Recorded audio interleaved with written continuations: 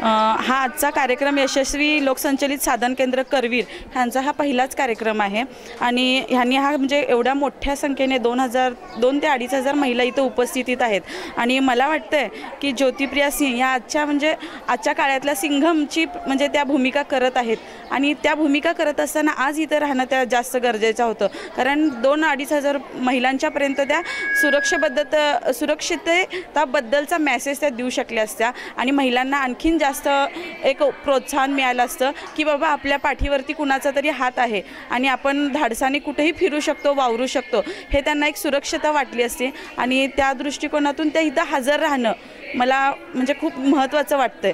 पण त्या हजर राहू शकल्या नाहीत ही यापेक्षा दुःखद दुसरं काही नाही आहे आमच्यासाठी. हो, मीनाक्षी मडवई त्या जिल्हा समन्वय अधिकारी आहेत माविमकडून महिलांना म्हणजे महिला आर्थिक विकास मंडळ ह्यांच्याकडून खूप महिलांना म्हणजे बचत गटासाठी वगैरे योजना असतात. त्या योजनांची माहिती संपूर्ण महिलांपर्यंत पोहोचत नाही आहे.